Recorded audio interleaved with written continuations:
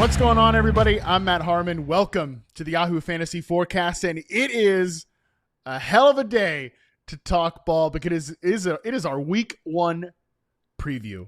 And joining me to do some ball talking here today in a collared shirt. Boone, if I had known that you were going to be all dressed up, I would have done the same. Justin Boone, what's going on, buddy? It is quite the occasion, man. I needed to go collared shirt for this one. Football is back. We are getting it going tonight. I'm super excited. This is like our bread and butter, I think. You and I are cut from the same cloth. We're like, we want to be in season. We want to be reacting to this stuff. That is our strength, and we're finally going to get to do it starting tonight.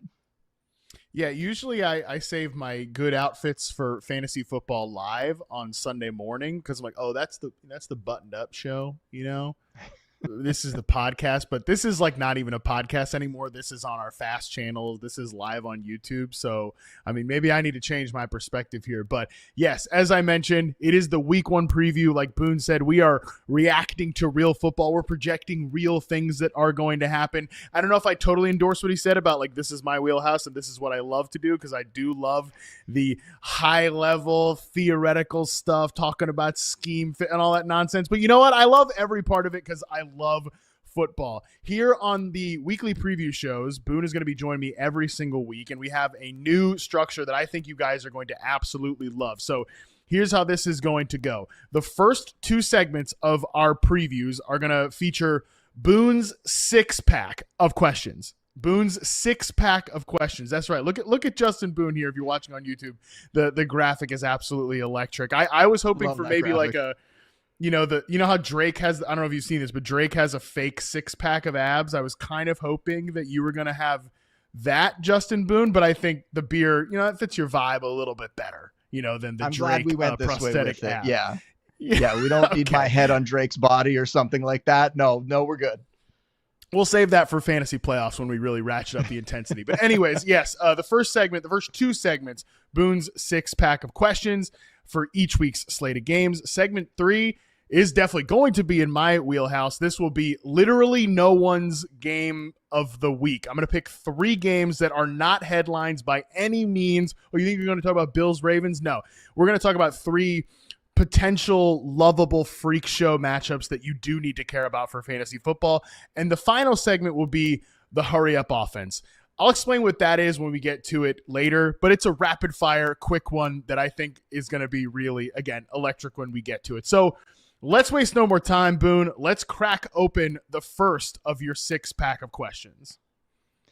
I want to know, are we forgetting how good this 49ers offense can be for fantasy? Like, it seems like everyone's been hung up on the fact that, like, well, Christian McCaffrey was hurt last year, and is he going to be the same player and all this stuff? But this offense is phenomenal. It is a fantasy goldmine. I mean, even in 2024, which was like a down year for them, 4th in passing yards, 12th in rushing yards. Purdy was the QB 12. Juwan Jennings was a top 30 fantasy receiver, and that kind of came out of nowhere. Ricky Pearsall, he finished the season strong after getting shot before the season and all of that, missing time. George Kittle, the number 1 fantasy tight end on a per-game basis. So all of that stuff that happened last year, and still they had guys producing. If we go back to 2023, when they actually had some of these players, some of their stars, I mean, 6th in passing yards, 3rd in rushing yards. Purdy was the QB 8. CMC was the RB1. He averaged 2.5 more fantasy points than the next closest running back. And if we shorten that down to week 16, the first 16 weeks of the season, he was 4 points more than the next closest running back. So don't forget how good CMC can be when he's out there. Deebo Samuel was on the team back then, wide receiver 9. Brandon Ayuk was healthy, wide receiver 14. These are all obviously averages per game stuff. That's normally what I go by. Kittle was a top 5 fantasy tight end that year. This offense can be so good. And I just feel like people are like kind of weirdly sleeping on them. Like they're not in the conversation really for like teams that are going to be in the mix for the Super Bowl. They have such an easy schedule this year. Like, Harmon, what am I missing about this team? Like some concerns about the offensive line, but like they've had concerns about the offensive line forever and they've continued to produce. Yeah, you mentioned it last season. In the season from hell, everything goes wrong for them. They were 2nd in yards per play. I mean, behind the Ravens, they were between the Ravens and the Lions. Now, points scored, they were a little bit lower, but still, you're right. This is a fantasy gold mine of an offense. And I'm with you, man. I mean, I'm very optimistic on the Niners. They were my pick to win the NFC West, third seed in the NFC overall. Definitely questions on the defense. The NFC West is going to be a tough division this year, but I think there's a lot of factors at play, Boone, here for why there is maybe some public hesitation on the Niners. I think number one, it's the ambiguity in the wide receiver room. You know, people still don't quite believe in Ricky Pearsall. Juwan Jennings just got back to practice. I actually sneaky love that they've got MVS here because he's the perfect sacrificial X receiver for them to just do all the fun flanker slot stuff and like alternate those two guys between Juwan Jennings and Ricky Pearsall. So I think it's that ambiguity. And I also still think that, and this might always be true, there's still just like general Brock Purdy skepticism, but Boone, I think you and I are Purdy believers, man, that like this guy, not only is he somebody that can be really good for your fantasy team, he's a damn good like real life NFL quarterback at this point that I don't think is a limiting factor for this offense. Yeah, I mean, we have to get over that about Purdy, right? I immediately rolled my eyes when you brought up the fact that some people feel that way because like the 49ers paid him. Like they know what they have here. We've seen him do it in real life and in fantasy. Like the last 2 years, he's been a top 12 fantasy quarterback. He has the fourth easiest fantasy schedule this year. I mean, you're looking at the matchup that he has even in week one, because obviously this is a week one preview show, so we should get a little serious about their week one game. You look at the matchup with the Seahawks, and the Seahawks defense, I think, is fairly underrated. Like I think they have a really good defense. And yet Purdy last year, QB6 and QB12 in their two meetings. Like he can produce. He was running a little bit more last year, which we love to see from a fantasy perspective. That could get him up, not just in the top 10, that could move him up to like the mid-range QB1s, right? He could get up into that like QB6, QB7, like the competition for that spot behind Joe Burrow. Like I think we all feel very strongly about the top four. Most people have Burrow as the 5. I do as well. After that, it's kind of wide open. And I think Purdy is like right in the mix for that spot this year. And I think he's going to start with a strong game against the Seahawks because even though the Seahawks defense is good, Shanahan has had a lot of success against them, right? And I can go through all the players like last year in their games. Jennings, 10 for 91 and a touchdown. He was the wide receiver 17 in that game. Kittle's last two against Seattle, 5 for 58 and two touchdowns. 3 for 76 and a touchdown. Those were both top 5 weekly performances at his position. CMC versus Seattle, like, man, a banged up version of CMC last year. This is one of the few games that he was out there last season. Still had 100 scrimmage yards, over 100 scrimmage yards against them in 2024. And then if you go back to 2023 when he was healthy, 158 scrimmage yards. He was the RB13 that week and 139 and 2 scores. He was the RB2 overall that week. So there's a chance, I think, that they could come out very strong and remind everybody just how successful they can be in real life and in fantasy. Yeah, this is one of those games that I don't really have a good handle on in terms of how high scoring or low scoring it's going to be because, number one, we don't quite know what the Seahawks offense is going to be. And even if I do think that offense can be good off the rip, I think actually this matchup in particular, like Robert Saleh and Kyle Shanahan know exactly what buttons Clint Kubiak is going to push because he quite literally came from that organization. His last name is Kubiak. There's a lot of shared DNA between these two offenses here. But you're right to point out that the Niners have had a ton of success against Seattle, regardless of who's calling the defense there. But even against Mike McDonald last year, I think his defense is going to be good. But I still have Ricky Pearsall ranked as like a startable wide receiver 3. I think even Juwan Jennings coming off no practice time can still be a usable guy. I'm really interested to see what those roles are going to be. And honestly, like McCaffrey, I don't know where you have him ranked, but I am ranked running back 1, like going into this week, bro, because like why can he not go out there and just get a boatload of touches? Because he is that, strange enough, he's by far the healthiest, most experienced running back that they have back there. And I just feel like they might back off of him a little bit to start the season, but in week 1 in particular, he's got the best odds of anybody to be the highest scoring player at the position while he's healthy. And that's in half PPR. That's exactly how I have it ranked. I have him as the RB1 and I have him as the number 1 overall player in my flex rankings.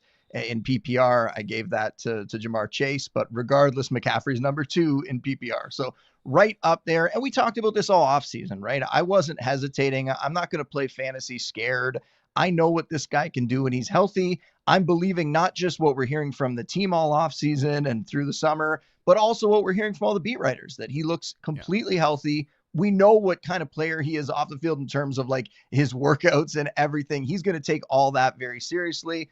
Of course, his age, a little bit scary when you combine that with some of the injuries that he's had, but we've seen so many of these older backs kind of keep pushing it here. And maybe they are just like physical freaks when we're talking about the Derrick Henrys of the world and the CMCs of the world. But there's so many guys this season that are now on the wrong side of 30, James Conner and Alvin Kamara, all these different backs, Aaron Jones, who I still think can be really productive fantasy players this season. So I don't know if it's something in the water. I don't know if, people are just getting so much better at taking care of their bodies.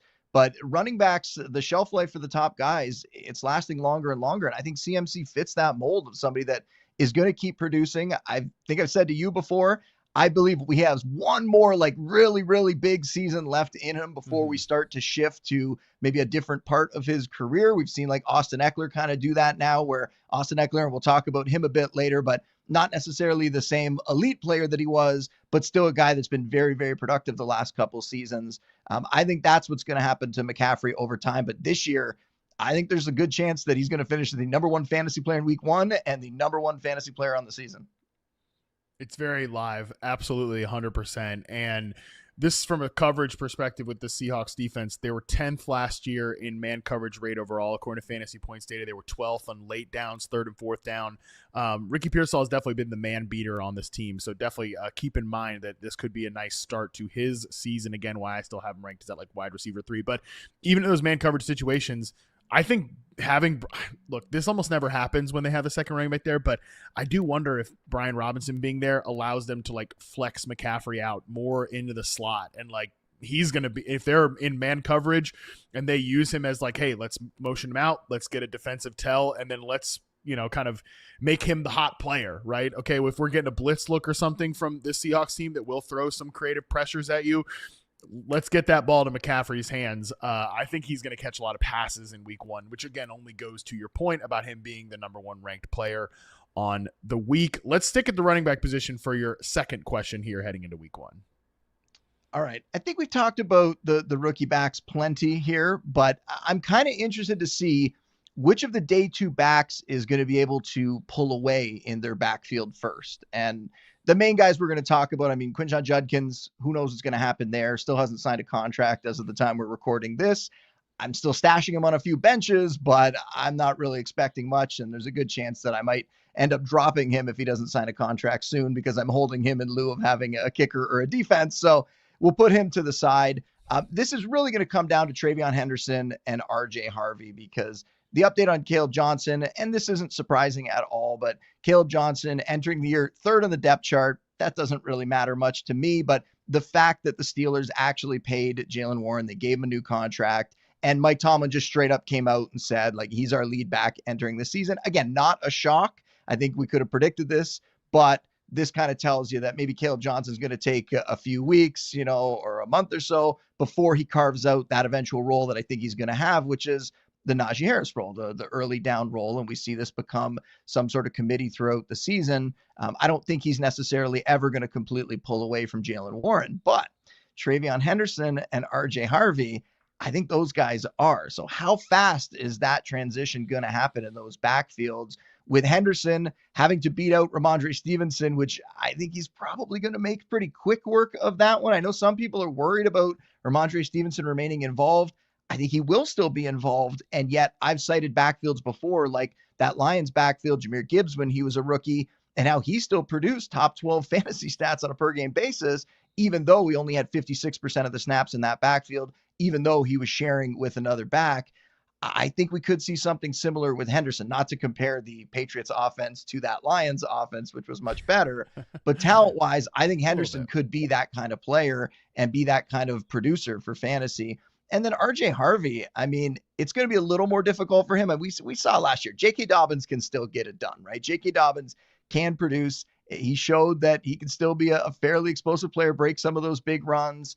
I think it's going to be more of a tandem backfield initially there. And I've cited the fact that, J.K. Dobbins just can't stay healthy. We know that. We've seen it every year of his career. He gets banged up. And I worry that that's going to be the thing that eventually gives that job completely to Harvey. But both these backs, and I'm curious to hear what you have to say about them, but Henderson and Harvey, I think they're a lot more similar, at least their situations, than people give it credit for. And you were getting a big discount on Harvey in terms of where these two were going in drafts. Henderson showed he could pop in the season, had some big plays. I think that drove up his ADP. But I think both these guys are going to be really, really productive fantasy players this season. Yeah, I like the way you framed that, where at the beginning of draft season, these guys were kind of going in the same area. And because Travion Henderson had such like obvious highlight plays in preseason, his ADP kind of rocketed up. But RJ Harvey generally stayed the same, especially because there were some reports out of Denver like, hey, the start J.K. Dobbins is the starter. I think J.K. Dobbins will get the first carry for the Broncos. I just don't think that like means that he's the starter in the way that like fantasy football players think it is. I think Boone, total side tangent, this feels like the worst year I can remember of like analysts or people on social media falling for like coach speak when they're talking specifically about roles. It's like these guys are not saying like, oh, this guy is he's gonna be our lead guys. That means he's gonna get 70% of the work or something. It's like they're not thinking about it in the same terms that you are. Like there's a lot of great accounts there's a lot of people doing great work when it comes to like parsing out coach speak. I always shout out Coach Speak Index does a great job of this, but so that's not who I'm referring to. I'm referring to like other people. So that's just my tangent on that. And I think this Broncos backfield was one of those examples where, like, yes, people say J.K. Dobbins is the starter. I think he will literally start the game and get the first carry. That doesn't mean that, like, R.J. Harvey's going to be his backup. That's just, like, not how offenses work. I actually would frame the question to you this way, Boone. Which of these two backfields do you think is more likely to yield two usable running backs? Like, again, maybe one. It's not like a clear RB1 and then a guy on the fringes. It's like, no, two kind of like flex-worthy running backs. Which of the two offenses do you think that's more likely? Yeah, I think it's definitely the Broncos in that case, right? You just have a better team in general. You have a better offensive line, a much, much better offensive line when we're comparing these two. And a coach that openly says, I want to use multiple backs. And a coach who's had a lot of success using multiple backs in the past, going back to his Saints days. And the offense has been primed and ready for a running back or two running backs to take over there. They just haven't had the guys to do it. Now this year, I actually think they do. So could this be like a Kamara Ingram kind of situation? I know that's like a lazy comparison because of the Sean Payton thing, but could this be that kind of situation where you have the rookie come in and really be able to produce? You have the veteran guy there who can step up and get it done as well. And you have both these guys finish as like top 20, top 25 running backs. That would not surprise me at all, right? Like, Harvey is extremely explosive. Harvey's a guy that I think they want to get out there a ton. It's just he has to prove some things to them in pass pro. He needs to prove that they can trust him and that he's not going to get Bo Nix killed out there. There's things that he needs to prove, like many rookies do. And, you know, this isn't a guy that went in the first round or something like that, right? He went a little bit later.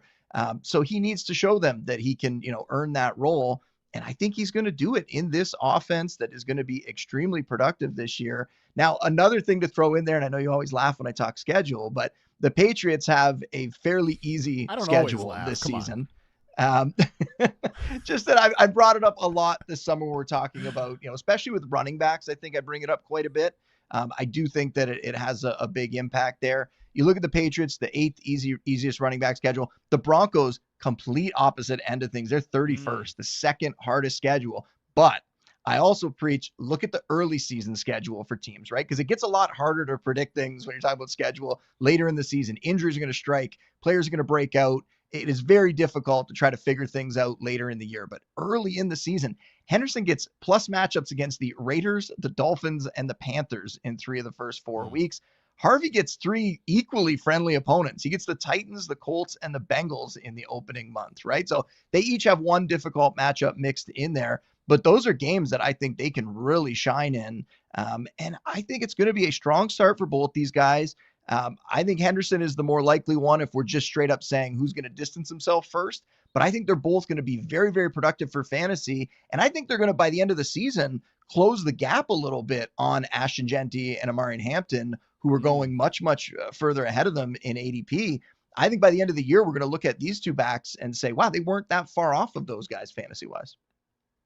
I like it. And for this week one matchup for the Broncos, like you mentioned, Tennessee Titans, not only is it a good, maybe on paper defensive matchup, it's also they're big favorites. They're at home. I think, look, I'm excited about relatively excited about the Titans offense. I like Calvin Ridley this year. I like Tony Pollard this year a ton. It's Cam Ward's first start. It's on the road.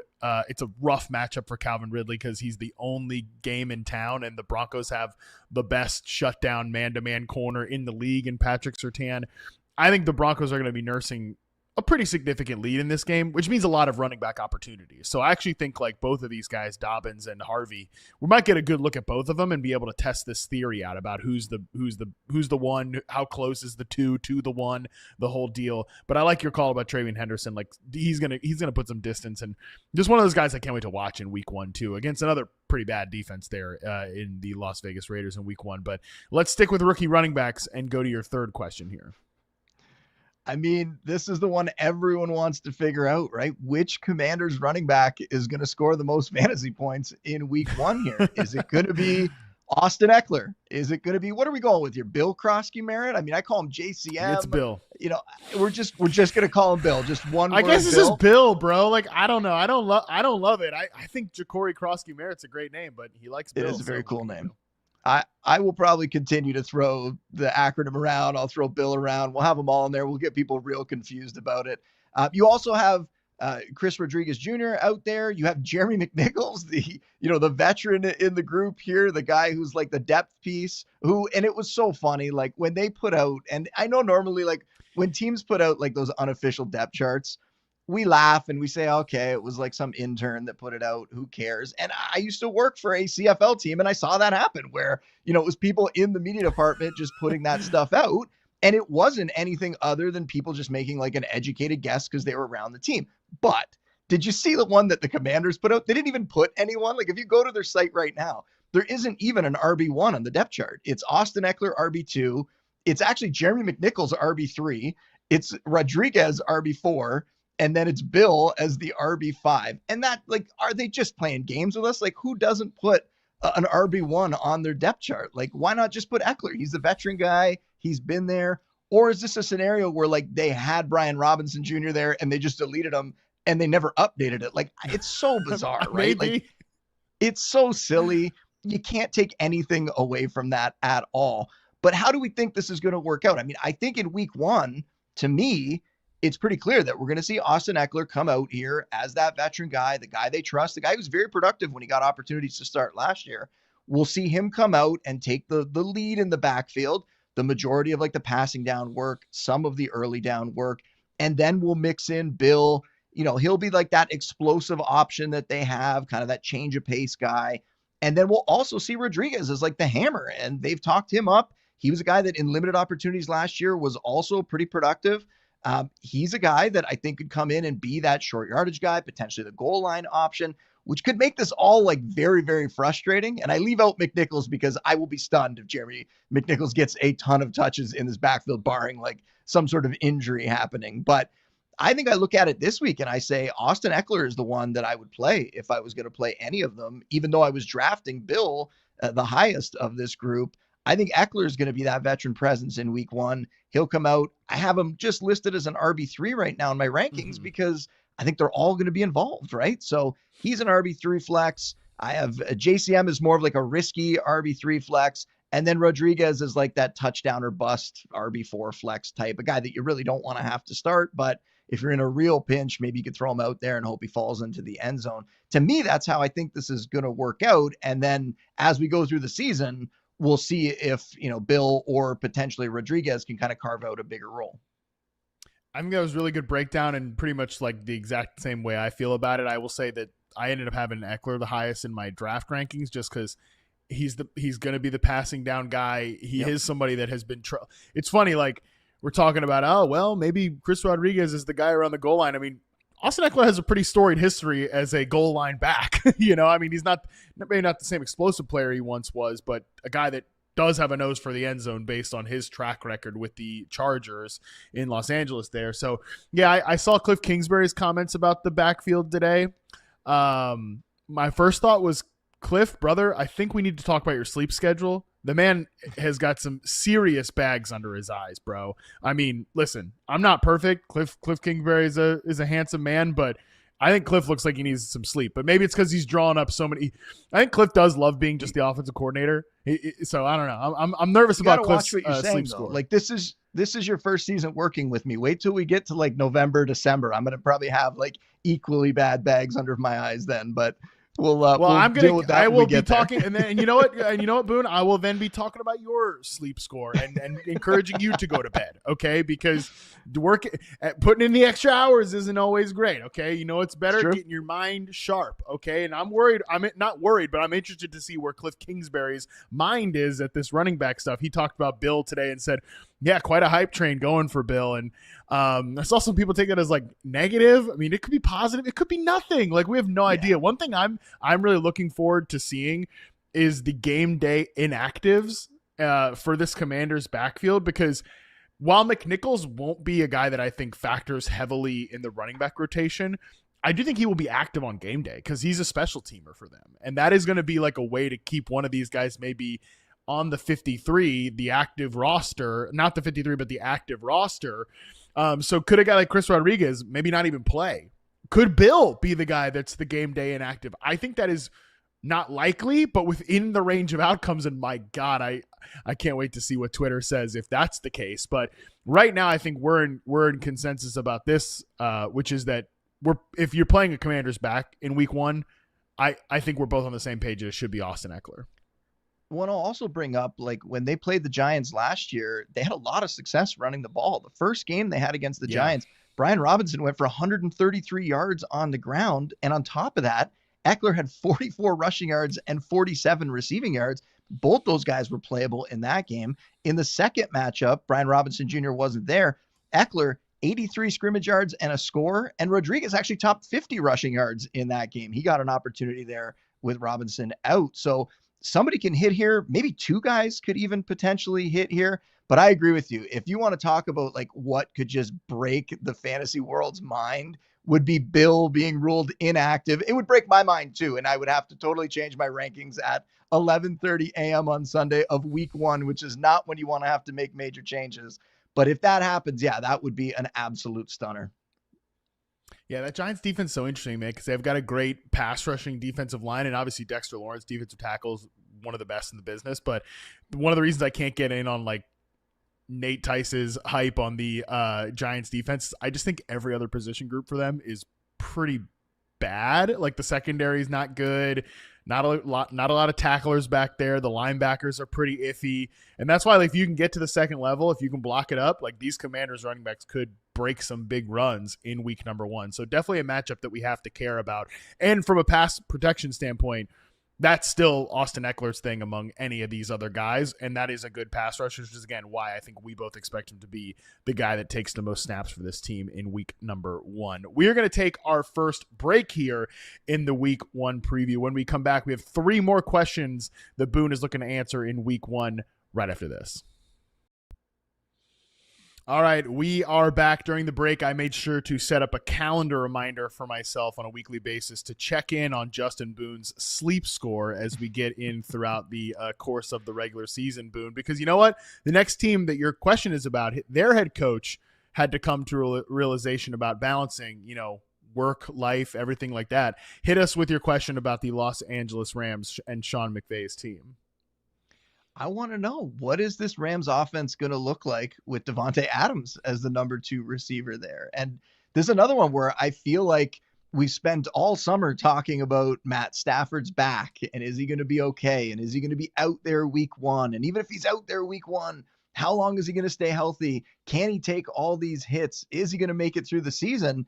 And we haven't talked enough about how good this offense could be if Stafford does stay upright and if he's okay and if he's healthy this year, because Davante Adams can get them back and maybe even better than what they were a couple of years ago when we had a younger, healthier Cooper Kupp out there, when we had 2 strong receiving options in this offense, where last year it was injuries to Puka, it was injuries to Cooper Kupp. Even when Cooper Kupp came back, he like faded down the stretch, wasn't the same player.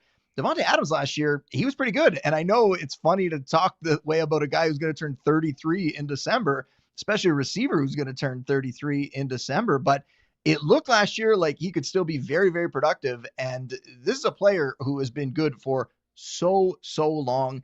8 top 10 fantasy finishes at the receiver position over his last 9 campaigns. And the one year where he didn't do it, he was the wide receiver 18. So it's like he wasn't even like bad that year. He just wasn't quite as good, right? How terrible. And last year, it was a bit of a bounce back because that wide receiver 18 one came in 2023. So last year, it was good to see him get back up there into the top 10. He finished 10th, but still in the top 10, averaged 14.2 fantasy points per game. And yeah, he had his buddy, Aaron Rodgers, just kind of peppering him with targets down the stretch. But still, in this offense, there's going to be a lot of volume. It's going to be very concentrated between him and Puka. And I wonder, like, what is the ceiling? What is McVay going to be able to do? We know he can scheme open his players. Is that going to be a great thing for Davante Adams? I think it is. Like, I think this could be a great situation for him, going from a situation in New York where, like, the play callers, I know Rodgers was there, but not the best. Some of those situations in Vegas too, and he still kept producing. Now he gets to pair up with McVay, with Stafford, with Puka. What could this offense look like? It's going to be really, really good. I think so too. I'm so fascinated to see Davante Adams in week 1. He's like one of the biggest week 1 reveals that I'm looking forward to. Last season in reception perception, the numbers were down because they were down from like the best receiver of this era. You know what I'm saying? He still had an 80th percentile success rate versus man, 89th percentile success rate versus press. This is still a guy who can get open against man press coverage at a really, really high level. And make no mistake, that is why the Rams gave the stiff arm to a storied franchise player, a Super Bowl hero, a Triple Crown winner, said, Cooper Kupp, see you later, because he can't beat man coverage anymore. And they immediately sign an older receiver. It's like, yeah, we got to get rid of this old guy, Cooper Kupp. Let's bring in a guy who's been in the league like several years longer because he can beat man coverage. Because it's still stuck in Sean McVay's head what it felt like, Boone, to have Odell Beckham in that Super Bowl run, during the Super Bowl run, to have a true X receiver who can line up on the line of scrimmage and win against press man coverage in these like backside routes. It's why they signed Allen Robinson. That did not work out. It's why they're doing it again with Davante Adams here. The one thing I will say, there's part of me that thinks that Davante Adams is going to come out here and get like 12 targets, look awesome, and people are going to say, did we make a mistake ranking Puka Nacua as a first rounder? And maybe Davante Adams is the one. I think that's within the range of outcomes. I also think, by the way, because Stafford has practiced so little time in the offseason, Boone, what do you think? Is there how big is the percentage chance that like Adams and Stafford come out there against a great Texans secondary, by the way? Probably going to see a lot of Derek Stingley because he's the perimeter player. And he gets like 5 targets a game, and those 5 targets aren't even close to like, because they're just not on the same page chemistry-wise yet. Like, which of those extreme ends do you think is more likely? So normally I would be quite concerned about the chemistry aspect, but when you're talking about like 2 Hall of Fame players, I'm a little less worried about it then. I think they'll probably be okay. The matchup is certainly a bigger concern. That Texans defense is legit. It's going to be a problem, and it's going to make this game very, very interesting. Like we're going to be able to see, is Matt Stafford going to be healthy? Because he's going to have to hold up here against a really strong pass rush, a really good defense. Now, we talked also in the summer about his tackle, Alaric Jackson. Is he going to be out there? He's practicing in full. Looks like he's going to be fine too. So all that time we wasted discussing that, we're making up for it now by talking about what's actually going to happen fantasy-wise with this offense. You also look at it like the schedule is really, really decent for the Rams this year. Like I know this first matchup's going to be tough, but Stafford, the 7th easiest fantasy quarterback slate. Kyren Williams, the 11th easiest slate among running backs. Puka and Adams, the 11th easiest at receiver. So we'll see what this test in week 1 shows us. If they can get through on that, man, that looks really, really good for what they could potentially be this season, because the Texans are going to be a problem for a lot of people. But I have, maybe as excited as I am about the Texans defense, I'm equally a little bit concerned about the Texans offense. And I know this question isn't about that, but we saw today Christian Kirk is a hamstring injury. Looks like he's not going to play in week 1. Don't know how long that could potentially keep him out, but they do have some younger players in Jaden Higgins, in Jalen Noel. these guys are going to Jalen step up. I mean, Noel. Noel steps right into that Christian Kirk spot, and he could produce in that spot. He becomes like a sneaky potential, like really, really deep play for week one.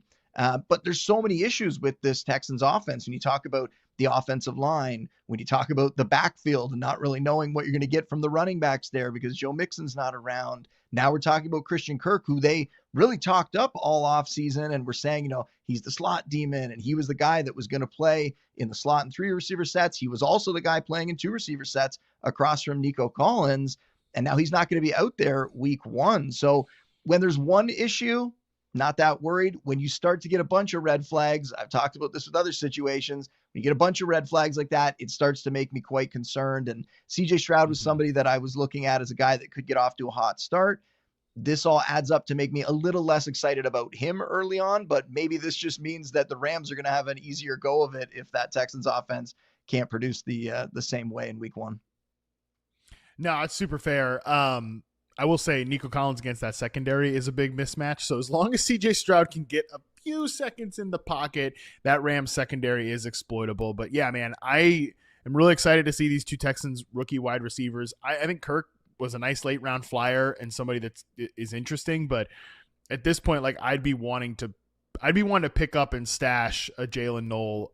Higgins was probably more widely drafted, but yeah, like park Jalen Noel at the end of your bench if you've got space and see what happens. Cause I think that guy's so talented. I think he's going to be better than Jaden Higgins in the long term. I won't be surprised if we're talking about him as a priority pickup on the waiver wire show next week, Boone, which you will be joining me for as well. But let's go to your next question here, your 5th one of 6.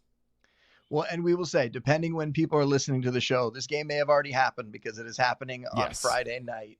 But I want to know, in that Chiefs-Chargers game, is Xavier Worthy ready to make a big leap here with Rashee Rice suspended? Because we saw him down the stretch last season, from week 11 to week 17, his role grew. He started getting more targets. He was the wide receiver 25 in fantasy points per game during that stretch, but he was only 32nd in targets per game. So we were seeing him find the end zone. We were seeing him get some carries. We were seeing them use him in ways that really elevated his fantasy numbers. And sure, he's a versatile player. They can use that speed in a lot of different ways. They've talked about how they want to push the ball downfield more. Who better than the guy that was, one of the fastest players ever at the combine? Why not go with him downfield? But can he be like that number 1 target, Harmon? I don't know if I've heard your take on Worthy yet, or if we've just talked about so many players over the summer that it's just melded in there with all the other takes. But I'm curious, what do you think? Can he potentially be that number 1 option while Rashee Rice is out? Or is he somebody that isn't necessarily going to command that kind of volume that we're going to see a lot of other options in this passing attack step up, even some deep guys, like guys you don't expect, like the Juju Smith-Schusters and Tyquan Thornton? And could we see all these other guys kind of contribute and help fill the void as opposed to just having that 1 star receiver be the guy while Rice is out?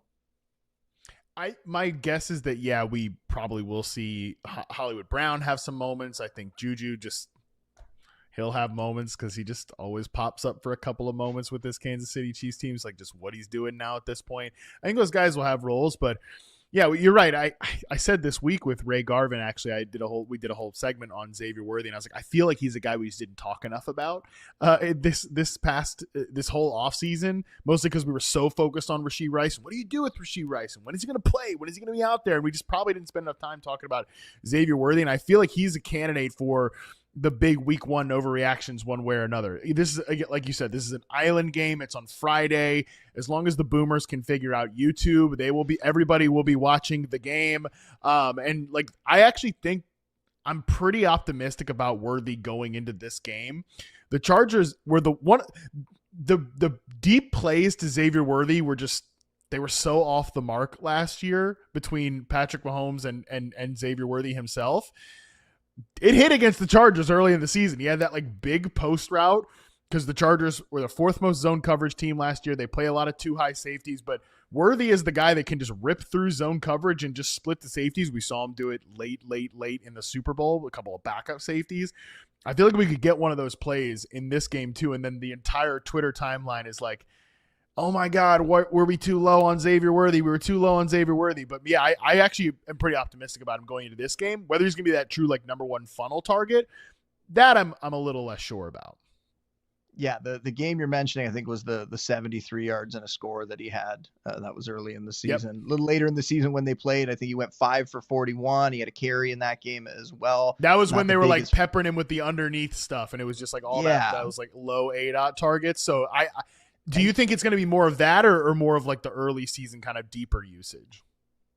I think they're going to try to get him involved every possible way. I don't think they're going to just focus on one. I think they need him to kind of expand, and they've had all offseason to prepare for this. They didn't know exactly when the Rice suspension was going to happen, but they knew this was coming. Now, the thing that I think complicates it a little more is Jalen Royals, who was the guy I think that was going to step into this Rice role, who they were potentially preparing for that, is hurt and has already been ruled out for this game. That's why I didn't even mention him earlier. You hit on some of the other guys like Hollywood Brown. He'll have some big games once in a while, but I think we're at a point now in his career where he's just not going to be like that guy. He's not going to be a top receiver. He's going to be somebody that's more of like a field stretcher and a contributing player, like a lot of these other guys are that we're mentioning in that Chiefs receiving core. The other interesting piece that we're not mentioning is Travis Kelce, right? And he's a declining player. We got a little bit of like, best shape of his life kind of stuff when it was like he's lost some weight, he's getting in wedding shape, like all that sort of stuff. Right. You look at him, could he come out, early in the season, an older player, but as rested as he's going to be all year, come out early in the year and have some good games? I think that is certainly possible here for Kelce. But you look at the matchups last year, like Mahomes was fairly quiet against the Chargers. And I know you mentioned areas where they can pick them apart, but the Chargers defense is pretty good. And he was held under 250 passing yards in both their games last year, only had one passing touchdown in each game. So not really a lot to hang your hat on there other than the hope that maybe they're going to come out with something different this year. Maybe they are going to push the ball downfield a little bit more, but is that going to happen in week one? And are they going to be able to do that without the guy who I think is their best receiver in Rashee Rice?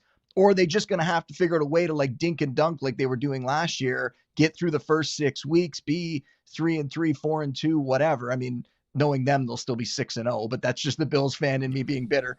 But they'll find a way early in the season, and then we won't see like that version of the offense that they talked up all offseason. We won't see that until midway through the year or later in the season when Rice is back and going at full speed. Yeah, potentially. I'm really just interested in both these offenses, man. Like, they're two that I'm super curious about. There's a lot of like Chargers pessimism right now, it seems like, especially in like the traditional NFL world. But I still think this could be a pretty good ecosystem. There's a lot to learn on both sides of the ball in that Friday matchup. But let's get to your sixth and final question for the week, Boone.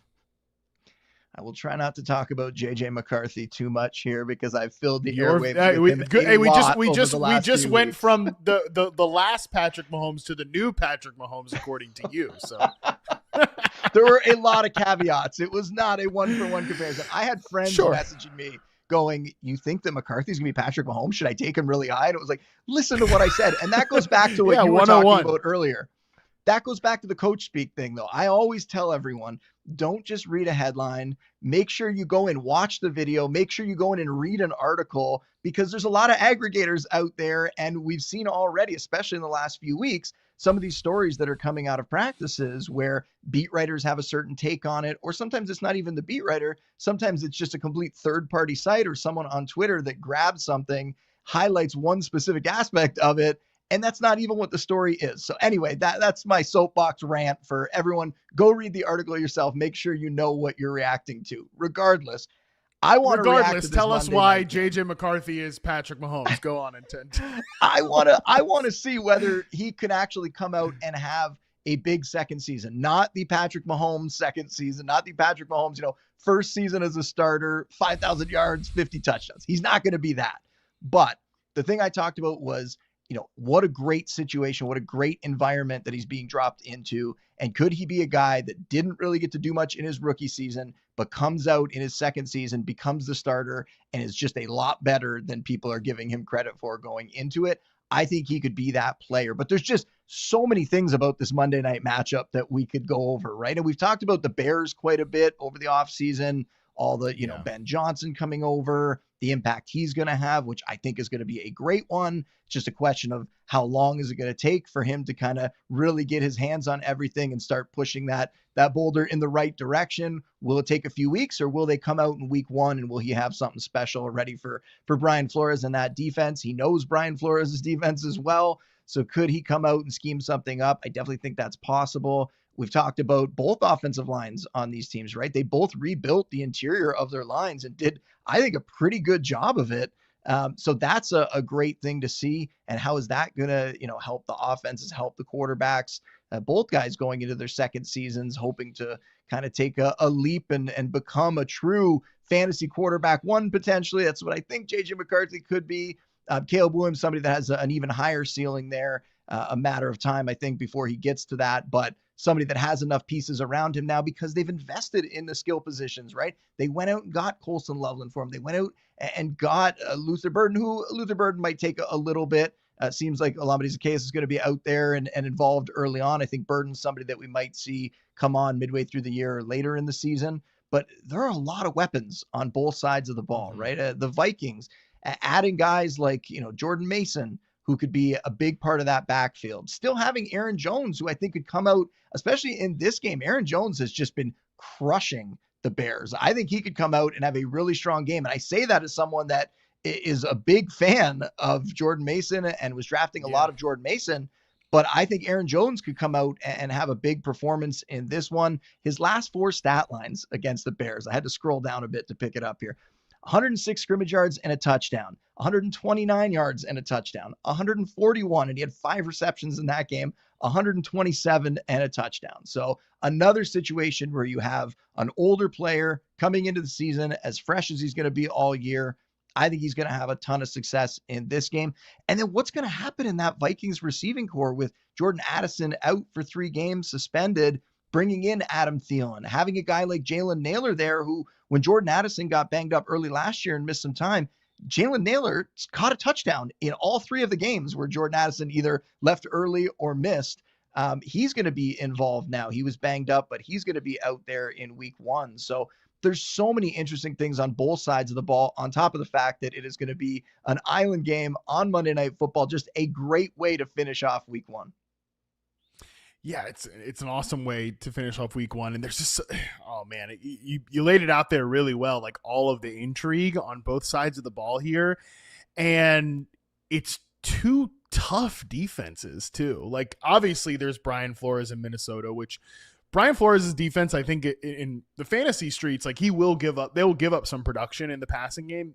Even the Bears had some success against them last year, but they do make it really difficult to go against them because they are kind of like an amoeba on the back end from a coverage standpoint. The pass rush they're hoping is a little bit better, like just their true 4-down pass rush. They're hoping it's better this year.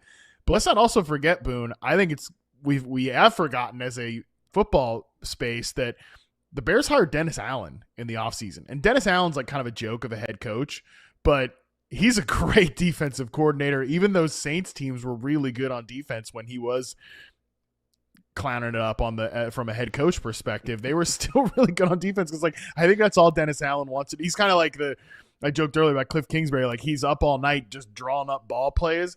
I think that's what Dennis Allen is on defense. Like he just wants to be, oh man, these like coverages and this, that, and the other. I think that's what he wants to be. So my question there is like, and they got talent on defense, by the way, Bears too. It's not just like Dennis Allen. Which of the 2 offenses do you think will struggle with this defensive matchup more? Bears against Vikings or Vikings offense against the Bears defense and Dennis Allen?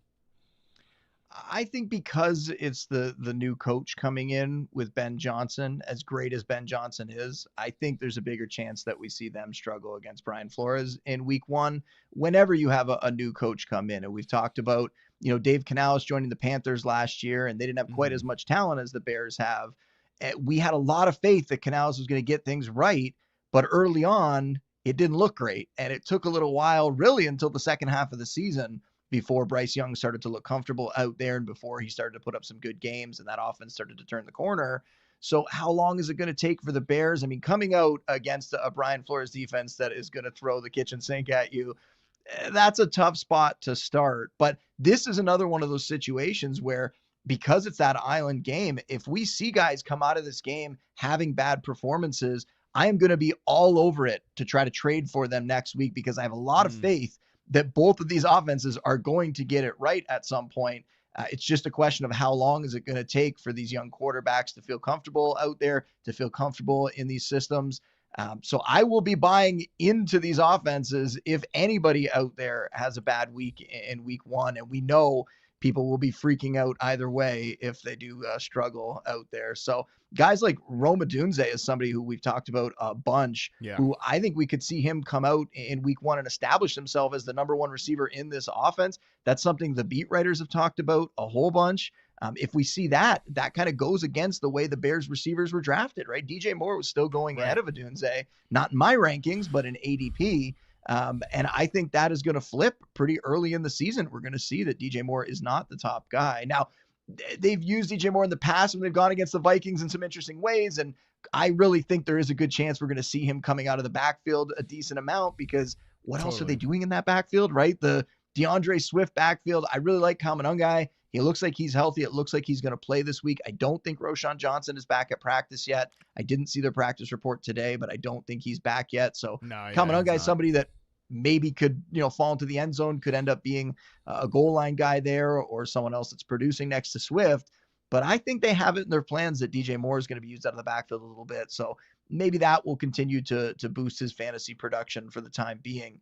But Rome Odunze is somebody that I'm really excited about. Another guy that isn't talked about a lot, TJ Hawkinson on the other side of the ball. TJ Hawkinson, one of the best tight ends in the league, not a guy who gets the kind of volume that, Brock Bowers or Trey McBride are going to get, but a guy that is a very productive tight end. Last year was coming back from a serious injury, missed some time. When he got back out there, might not have been the same player, but one of his best games last year, even though he wasn't 100%, went over 100 yards the last time they played in Chicago. And that's where this game is going to be. So if he's healthier this year, could he be somebody that starts the season hot and reminds everybody that he could be a top 5 fantasy tight end? It could just go a lot of ways. And I love it when, like, almost at every single position on both sides of the ball, fantasy wise, we want to see what these guys are going to look like. And because there are so many options, we're going to see some guys potentially not produce, and that's going to create buying opportunities for fantasy. 1,000%. In addition to the fact that, we don't quite know where the football is going, I also think this, maybe I'm going to be super wrong on this, but I feel like it's going to be a lower scoring game in general too. So because these are two good defenses, it's breaking in a lot of new on both sides of the offense here. So we could get some opportunities where, nobody scores. Somebody will score a damn touchdown, but there's not a lot of touchdowns to go around, so the fantasy numbers are lower, and they could create those buying opportunities. So definitely something to keep in mind as you're watching that Monday Night Football game. I'm so glad it's an island game. There's gonna be so many overreactions one way or another. I'm so glad football's back, and we're just gonna completely lose our minds overreacting to a 1 game sample size. That's really what we live for, baby. All right, we're gonna take another quick break. When we come back, it's time for literally no one's game of the week. We'll get into 3 matchups that I think are interesting, even if maybe no one else does. We'll get into those right after this. All right, we are back. In this part of our week 1 preview, Boone dominates the top, the 6-pack of questions. He's cracked open all 6 of them. We've digested the whole thing. Now it's time for my little creation here, my part of the show, which is literally no one's games of the week. It's a little more difficult, Boone, to do this concept in week 1 because we're kind of excited to see everything, and I'm maybe cheating with one of these games, but every week there's the marquee games. In week 1, we've got Lions at Packers. We've got that Monday night matchup we just talked about. We got the Friday night game. That's going to be a banger. We have your Bills welcoming the Ravens in a little bit of a revenge spot for the Ravens after last week's play. We're not talking about those games here. No. These are no one's games of the week, but there are games of the week because you got to care about these 3 matchups here.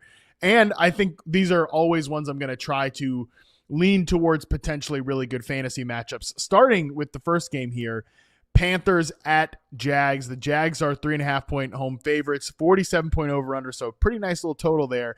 And my God, I'm so excited to see both of these offenses, especially Boone, because neither defense, unlike the one we just talked about in the previous segment, it's Vikings, Bears, those could be 2 good defenses. I don't really think the Jags, and definitely not the damn Panthers, are going to have good defenses this year. And these are 2 offenses that I was proactively drafting into, especially on the Jacksonville side, man. What are your expectations for Travis Hunter's role? Brian Thomas Jr. is probably going to be covered by J.C. Horn, which J.C. Horn's a good player. He can be beaten every now and again. I'm not saying like he's going to blot out Brian Thomas Jr. and they're going to move BTJ around, but Travis Hunter going against create a player at the nickel spot here for the Carolina Panthers. I think this is going to be, if you have Travis Hunter on your fantasy team, I think you're trying to get him into the lineup in week 1 for this one. Yeah, he's had enough time to be around the team and learn the offense, but he's like also the kind of player that I feel like he could have just showed up on day one and you could have put him out there and he'd find a way to produce because he's just that talented and that athletic. Yeah. And I think early in the season, we're going to see a bit of like that raw talent and athleticism shining through because he did miss some time, right? He had that shoulder injury. He wasn't around for a couple weeks. They said the whole time that they were just being cautious about it. And sure enough, this week, he's fine. He's going to play. And the fact that in that one preseason game where he did suit up, they used him out of the slot quite a bit. And that is very exciting for his potential. He was very good there in college. And it's a spot in a Liam Cohen offense where we could see a lot of production come from. So, yeah, I'm not hesitating on Hunter. I was telling everybody to draft him in as many spots as you could. He was going in that range of, round 5 to round 7 where we continuously told people to hit that hard, draft receivers there. And he was one of them because the ceiling for Hunter is so high. The ceiling for Hunter, and we've seen it in a Liam Cohen offense before where last year, we've seen that Mike Evans, Chris Godwin, these guys can produce at the same time for fantasy, can put up big numbers. We could see something like this here, right? Where Hunter comes out, he's just that good. He shows everybody why he was the number 2 overall pick. They've already said they expect him to play in around 80% of the offensive snaps. I think this injury might have actually helped them because I got the impression, this is me just reading the tea leaves, I got the impression that they kind of don't want him to play defense that much. Like they would rather have him on offense. When you see Liam Cohen talk about it, like doesn't it sound like he's like, oh, he's so great on offense? Yes. And he's good on defense too, but I told you, like, I think the way this is going to work out is going to be that he is an offensive player, almost full-time, like 80%, even more if they can get him out there. And he will just be like a part-time playmaker on defense. And this is one area where I kind of do buy into a depth chart that got released because they put him as a starter on offense and they put him as a backup cornerback on defense. I think that's what they want. They want him to just be able to come out there on defense, make some plays and obvious passing downs, try to get a pick here or there, that sort of thing. And yet on offense, they want him to be like an integral part of what they're doing.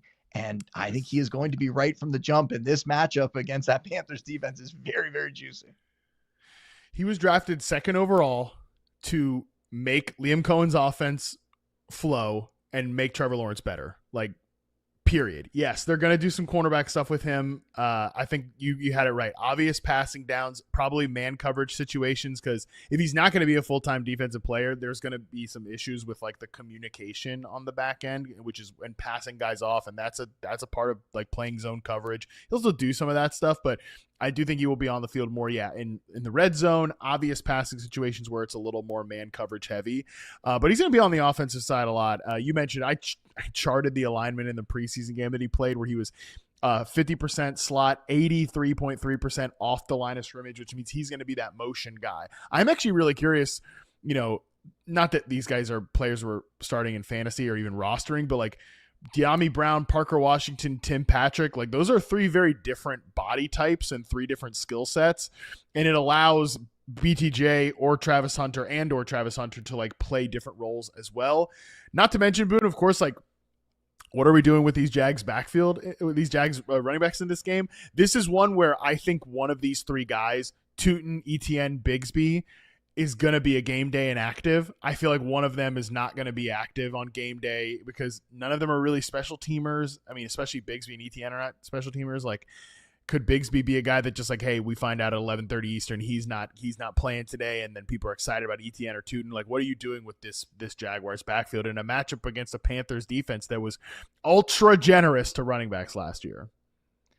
I would be surprised if one of the vets don't play in week 1, to be honest. And I'm a huge Bashal Tootin guy. I've drafted a ton of Bashal Tootin. I think he is eventually going to emerge as the back that you want here, but I don't think it's going to happen early. And the way that they've talked about the 2 vets, I think they're going to go out there and use those guys early in the season, give them a shot to potentially establish themselves as the lead back or the, tandem backs in that backfield.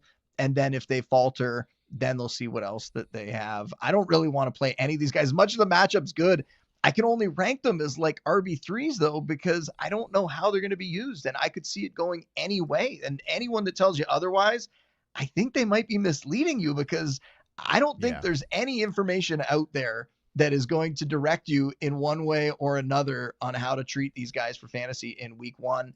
It seems like the coaching staff favors Travis Etienne a bit, but I think they're both going to get used, and the matchup is good enough that we could see them both pay off. But for me, don't feel confident about putting either guy out there, because any situation, kind of like you alluded to, could go down in week one where anyone is inactive, where anyone is getting the bulk of the carries or no touches. It's almost like, was it the Mike McDaniel quote about Ollie Gordon, right? Like, how much work is he going to get? Well, he could get all of the carries, all of it none or of none the of carries, it. right? Yeah. Like, I feel like that's the Jags backfield right now. It could go any way. And that, because of that, like, I'm kind of shying away from using anybody. I want to see what happens before I put my faith in this backfield. Though I do think there's going to be, productive players coming out of it eventually. In week one, I'm very concerned. Panthers side of it, I mean, Tedder McMillan, I think, should be locked into starting fantasy lineups. Another top 30 wide receiver, similar with Travis Hunter. Chuba Hubbard. Bryce Young, Superflex quarterback. Xavier Legette is somebody that I think we should at least have, we should be open-minded towards, right? Like, as excited as I was for Jalen Coker, he's on IR, but Adam Thielen's presence not being there anymore opens up some room at like flanker and slot, which is the ideal deployment for Xavier Legette and the spot he should be playing now that McMillan is in the building. And I think this, if you're going to play Legette, I think one of the reasons is because the Jags secondary is not scary. And all the reports that we were hearing out of Jags practices about, oh my God, BTJ and Travis Hunter are incredible and no one can cover them. Well, nobody can cover them because I don't think the Jags DBs are very good, right? I think that is what's going to help potentially Xavier Legette, on top of the fact that Bryce Young, like we spoke about in the segment earlier, like Bryce Young looks a lot better. The second half of last season, he was proving to be, a decent quarterback, a guy that can be that franchise QB for the Panthers, a guy who, under that tutelage from Dave Canales, is finally starting to look like the player that they drafted. And I think he's going to be able to come out in this game and have a really strong performance. And I always like to point out, when I'm putting my money where my mouth is, I had a very last minute, couple of hours before the draft, it got thrown out to me as an invite, a guillotine league last night. It was 15 teams, I think it ended up being.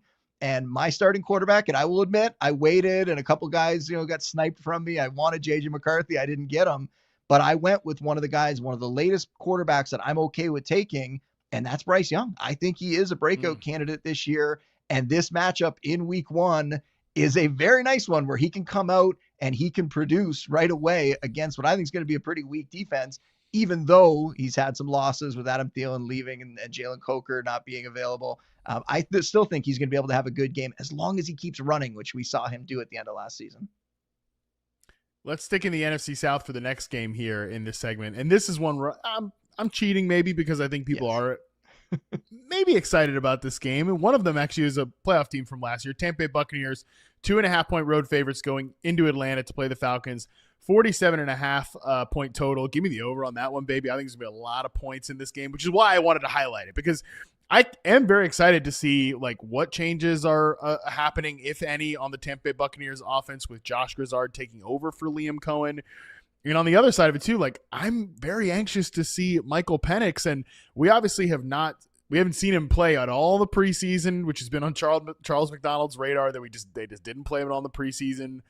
Interesting. We'll see what he looks like in week one. And I should point out, Boone, that obviously different quarterback, but Kirk Cousins last year fried this Todd Bowles defense.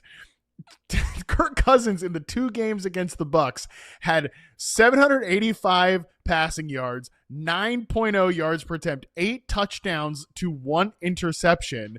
He had 18 touchdowns on the season and 16 interceptions on the season. So 10 touchdowns and 15 picks in the games not against Tampa Bay. So obviously, again, that's a different quarterback, but still, this offense, this passing game had a ton of success against Tampa Bay last year. And I think the offense could look different from a structure perspective going from Kirk Cousins to Michael Penix. Yeah, but I'm glad you brought that up because that was one of the stats I threw out there in my waiver wire column on Monday. And in that column, I'm looking at players who are available in 50% of leagues or less. So, it's tough to kind of find a quarterback, especially in week one when a lot of guys are getting drafted, when people don't necessarily need to find another option. But Michael Penix was the guy that I highlighted because I think the matchup here is such a great one for him. Part of the reason is because Cousins destroyed them last year. And what we saw Penix kind of do, he ramped up as his 3 starts happened last season. It culminated in that QB6 performance in week 18. And it's week 18, it's one game, but it at least showed that he has a bit of a ceiling there because he's more of a pocket passer, not great for fantasy these days, but that he has the weapons and that he has the ability to potentially produce like that. And yeah, those Cousins game, he was a top 3 fantasy quarterback both of those weeks. And on a year when he was nowhere near that otherwise, right? Like he was terrible otherwise and yet destroyed this defense. So yeah, I think we're going to see Penix come out and have a really big game. And that's going to be good for fantasy on both sides of the ball, right? Because it's going to force the Bucs to keep throwing the ball. And Baker Mayfield, if we want to go back to stats last year and things that have happened, I mean, one of the best indicators of future fantasy performance is past fantasy performances. And what did Baker do last year? 3 touchdowns in each matchup where he went against this team. So we're going to see some fireworks in this game. And if you want to say, okay, Chris Godwin's not available, I don't think it matters that much because I think Emeka Egbuka is going to go out there and do a very good impression, if not put up better stats potentially than Chris Godwin could do right now because he's injured. So it's a great matchup. I do think this one is completely cheating because I'm so excited for this game. I'm going to have a lot of players starting in this game across all my fantasy teams. Yeah. We've gone over Drake London so much, right? What he could potentially do and how he could elevate. We'll see if Darnell Mooney can get out there. If Mooney can get out there, that puts it even higher for Penix. So yeah, this is going to be a fantastic game with a lot of production. It's a get everybody in the pool game. I mean, even a guy like Emeka Egbuka, week 1 of his rookie season, I think he's a fantasy start because this matchup could be just so high quality. And with Godwin injured, McMillan injured, it'll be more concentrated in Tampa Bay. Even Cade Otton, if you need a desperation play at tight end, he might find his way into the end zone in this game. And obviously for Atlanta, it's very highly concentrated well, especially if there's no Darnell Mooney. I don't think I'm cheating for this last one because I think this is a potential slop fest game here. Las Vegas Raiders at New England Patriots. The Patriots are a 2.5 point home favorite, 43.5 point total in this one. Just 2 offenses that I want to see in week 1, right? For the Raiders, I want to see the structure of it.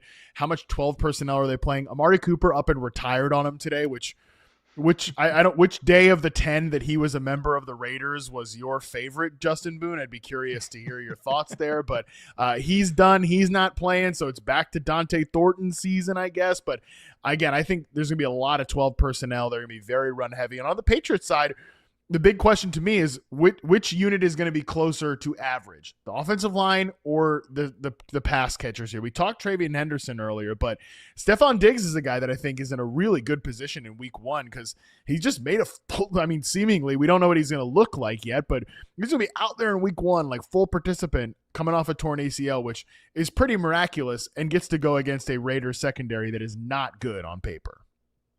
I think I'm willing to kind of go against Diggs a little bit in week 1, just because he's coming back from the injury. I want to see him do it. I've kind of ranked him a little lower, I think, than most throughout the offseason, and I think probably still this week in week 1. Even though the reports have been so positive, I question, especially with an older player, just because he's back out there, is he the same guy? Is he back to form? Is he 100%? Or not. And I could totally be proven wrong. There's certainly been instances before where I've played it a little bit cautious with injuries like that, and guys have come out and proved me wrong. And then maybe later in the season, we see them fall off a little bit, it hits them eventually. But it'll be interesting to see if Diggs can come out and be the player that they really hope that he can be, and help Drake May elevate this offense. So that one is very interesting. I brought up Hunter Henry as somebody that if you really flopped at tight end, if you didn't get a tight end that you wanted and you had to get stuck late with somebody, Hunter Henry is a guy who has 4 really strong matchups to start the year. This is one of them. So somebody you could get in your lineup. We know he could score touchdowns. Maybe he'll be somebody that, is familiar for Drake May. Well, we have Diggs and some of these other new pieces there. Maybe Hunter Henry will be that familiar face and he'll be able to put up some decent stats and get you through the first month. I wouldn't trust him as my fantasy tight end all year long, but in week 1 or in the first couple weeks, I think you could look to him for sure. And to answer your question about Amari Cooper, I mean, he barely made my rankings. Like when he came into my rankings, I think I had him like wide receiver 90 or something like that. And it was very easy to just move him out of the way. I didn't have to change that much, even when he announced that he was going to retire again. Yeah, I mean, it was a stretch that he was going to be like a high impact player for the Las Vegas Raiders. But again, I think he does. It's now back to the kids, right? Like Dante Thornton, Trey Tucker. We'll see what those guys have to offer. But to me, this offense is going to flow through Brock Bowers and Michael Mayer. Obviously, Jacoby Myers as well. I love Jacoby Myers coming out there and saying, like, asked about his trade request. Well, I asked and they said no. Which, hey, this was my whole point when that was happening. And everyone's like, oh, man, like stock up for Dante Thornton or this and the other. I'm like, it is a trade request. People have requested a lot of things of me in my life that I've just said, I'm not going to do that. Thanks for asking, but I'm not going to go ahead and say no. So difference between request, demand, and a trade actually happening. Nothing happening with Myers. He's probably going to play out the season. And then I think Jack Besh will be starting in the slot for this team next year, hopefully.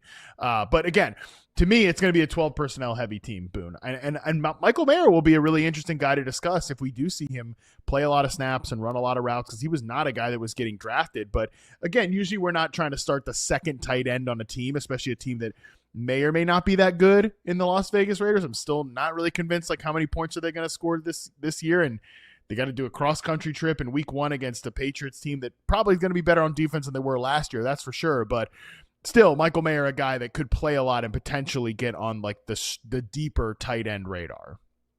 Yeah, I think, like you're saying, this offense is going to revolve around Brock Bowers and Ashton Genty. I think there's going to be some pretty good volume in that Chip Kelly offense, right? So we're going to see these guys in what I think is going to be a fairly concentrated attack.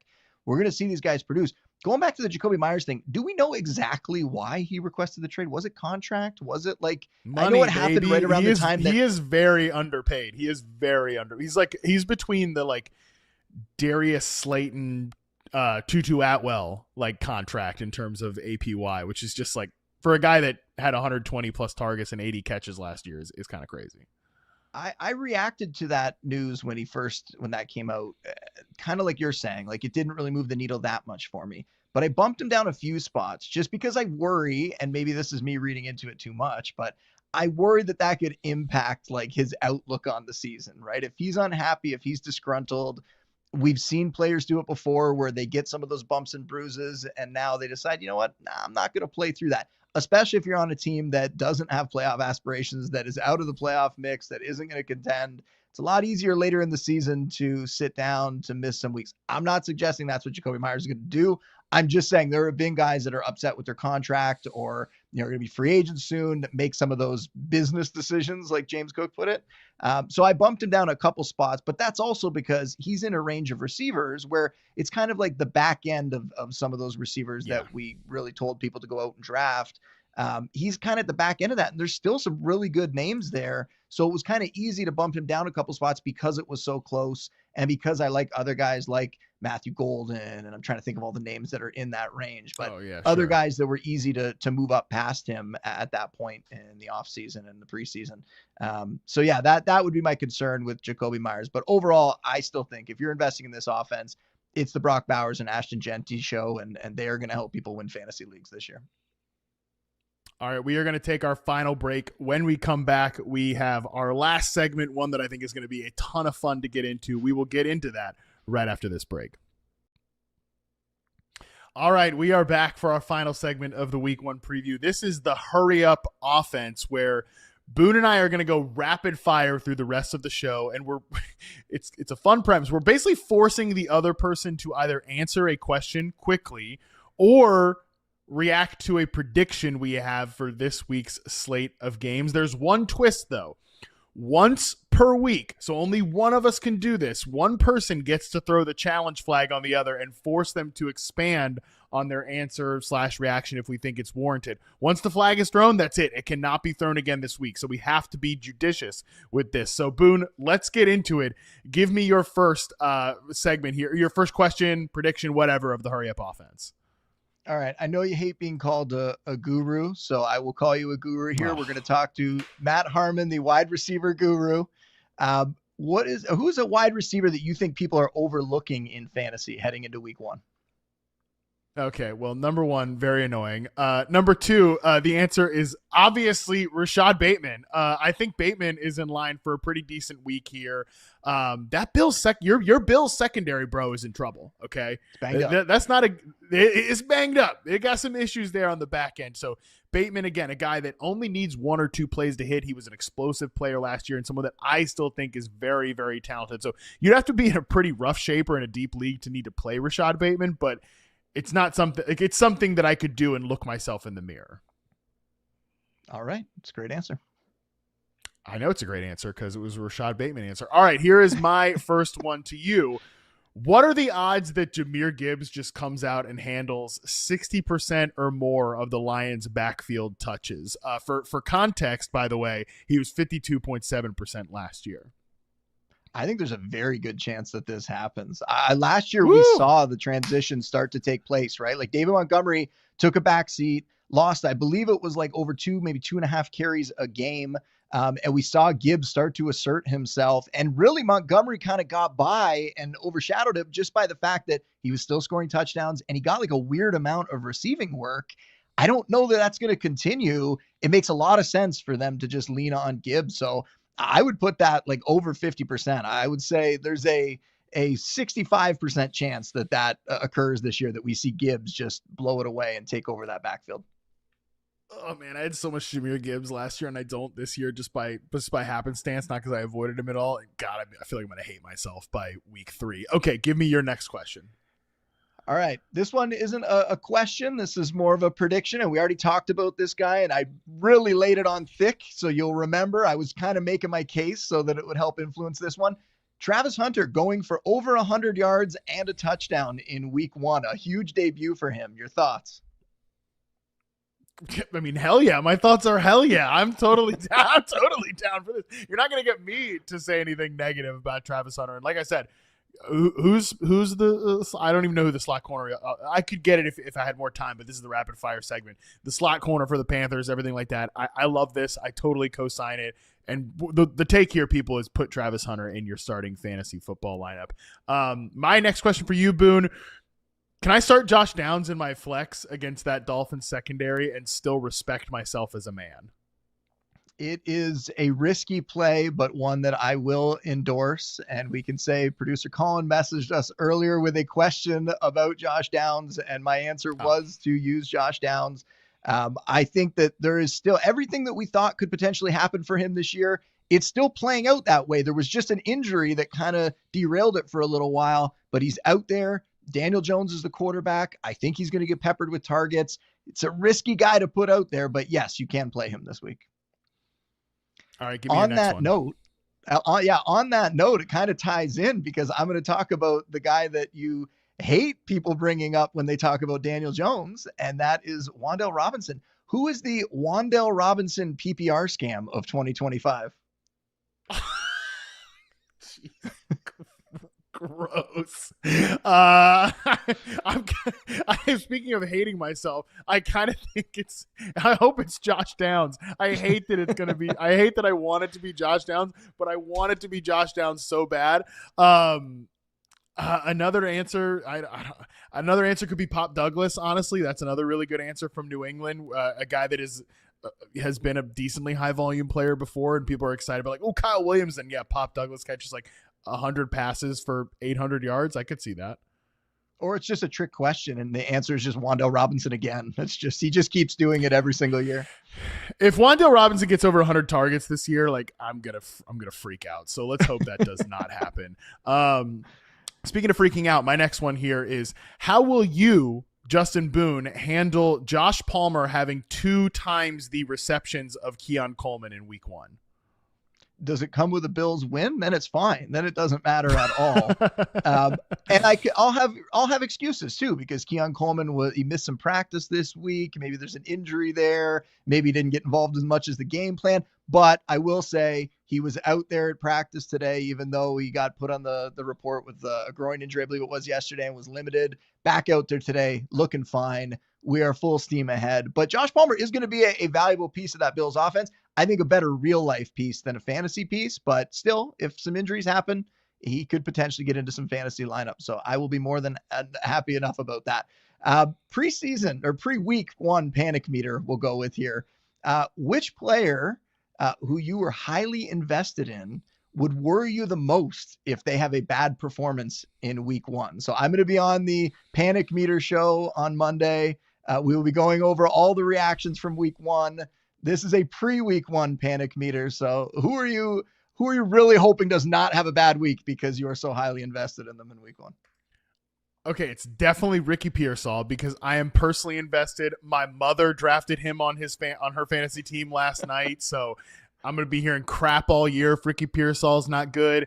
And like, there's definitely a chance that Jawan Jennings is back. He's got chemistry. George Kittle, Christian McCaffrey's there. Like, Pearsall could just, I don't think it's going to happen, but that would worry me the most because he was a guy I was very vocal on. I'm personally invested in it. And again, he's on my mom's fantasy team. She will let me hear it if he stinks this year. And I agree. I talked about the 49ers offense. I want to see Pearsall blow up too. Okay, my next one for you.